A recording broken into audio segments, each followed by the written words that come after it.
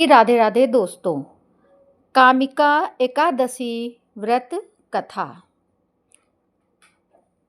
जय श्री हरि। अर्जुन ने कहा, हे प्रभु, मैंने आषाढ़ माह के शुक्ल पक्ष की देवशयनी एकादशी का सविस्तार वर्णन सुना। अब आप मुझे श्रावण माह के कृष्ण पक्ष की एकादशी की कथा सुनाने की कृपा करें। इस एकादशी का नाम क्या है? इसकी विधि क्या है? इसमें किस देवता का पूजन होता है? इसका उपवास करने से मनुष्य को किस फल की प्राप्ति होती है? भगवान श्री कृष्ण ने कहा, हे श्रेष्ठ धनुर्धर, मैं श्रावण माह की पवित्र एकादशी की कथा सुनाता हूँ। ध्यान पूर्वक श्रवण करो। एक बार इस एकादशी की पावन कथा को भीष्म पिता ने लोकहित के लिए नारद जी से कहा था। एक समय नारद जी ने कहा, हे पितामह, आज मेरी श्रावण के कृष्ण पक्ष की एकादशी की कथा सुनने की इच्छा है, अतः आप इस एकादशी का व्रत विधान कथा सुनाइए। नारद जी की इच्छा को सुन पितामह भीष्म ने कहा, हे नारद जी, आपने बहुत ही सुंदर प्रस्ताव किया है। अब आप बहुत ध्यानपूर्वक इसे श्रवण कीजिए। श्रावण माह के कृष्ण पक्ष की एकादशी का नाम कामिका एकादशी है। इस एकादशी की कथा सुनने मात्र से ही वाजपेयी यज्ञ के फल की प्राप्ति होती है। कामिका एकादशी के उपवास में शंख चक्र गदाधारी भगवान विष्णु का पूजन होता है। जो मनुष्य इस एकादशी को धूप दीप नैवेद्य आदि से भगवान विष्णु की पूजा करते हैं, उन्हें गंगा स्नान के फल से भी उत्तम फल की प्राप्ति होती है। सूर्य ग्रहण और चंद्र ग्रहण में केदार और कुरुक्षेत्र में स्नान करने से जिस पुण्य की प्राप्ति होती है, वह पुण्य कामिका एकादशी के दिन भगवान विष्णु की भक्ति पूर्वक पूजा करने से प्राप्त हो जाता है। भगवान विष्णु की श्रावण माह में भक्ति पूर्वक पूजा करने का फल समुद्र और वन सहित पृथ्वी दान करने के फल से भी ज़्यादा होता है। व्यतिपात में गंडकी नदी में स्नान करने से जो फल प्राप्त होता है, वह फल भगवान की पूजा करने से मिल जाता है। संसार में भगवान की पूजा का फल सबसे ज़्यादा है, अतः भक्ति पूर्वक भगवान की पूजा न बन सके तो श्रावण माह के कृष्ण पक्ष की कामिका एकादशी का उपवास करना चाहिए। आभूषणों से युक्त बछड़ा सहित गौदान करने से जो फल प्राप्त होता है, वो फल कामिका एकादशी के उपवास से मिल जाता है।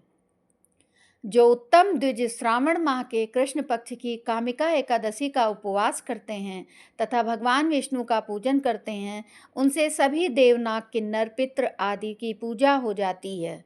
इसलिए पाप से डरने वाले व्यक्तियों को विधि विधान सहित इस उपवास को करना चाहिए।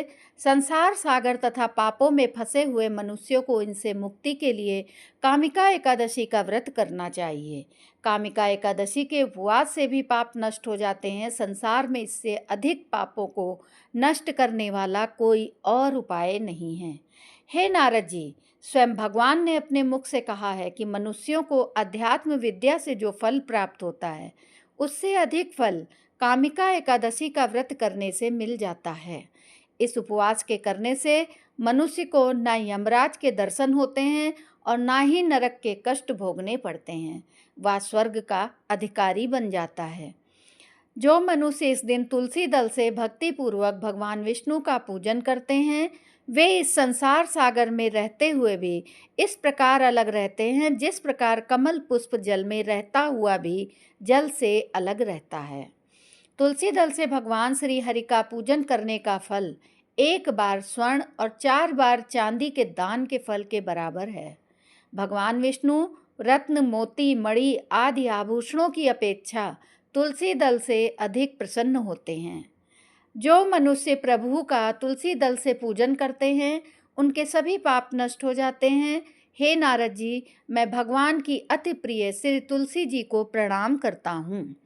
तुलसी जी के दर्शन मात्र से मनुष्य के सभी पाप नष्ट हो जाते हैं और शरीर के स्पर्श मात्र से मनुष्य पवित्र हो जाता है।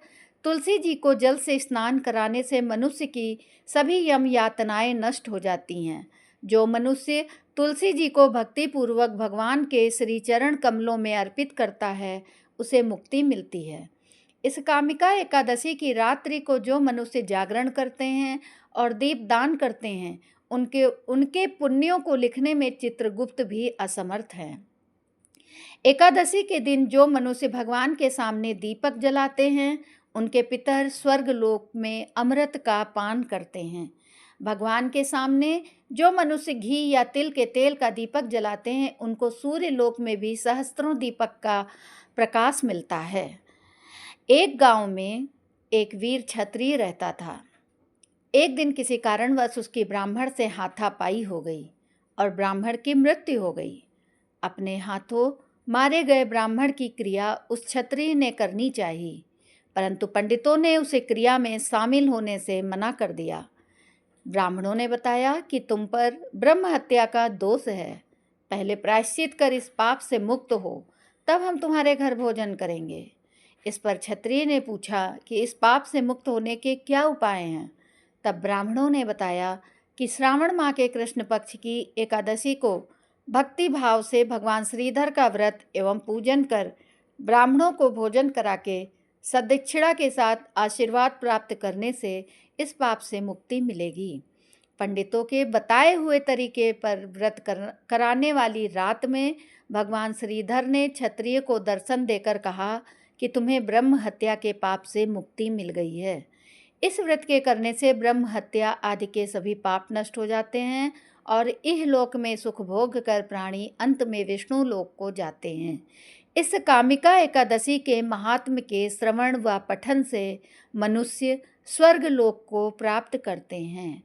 तो बोलिए जय श्री माता एकादशी की और जय श्री हरि विष्णु भगवान की जय हो। जय लक्ष्मी नारायण भगवान की जय हो। कथा समाप्त होने के बाद जो लोग कथा को सुन रहे हैं वो लोग अपने घरों में आरती करके भगवान को भोग वगैरह लगा करके तब पूजा से उठेंगे। राधे राधे दोस्तों। अब समाप्त होती है कामिका एकादशी की व्रत कथा।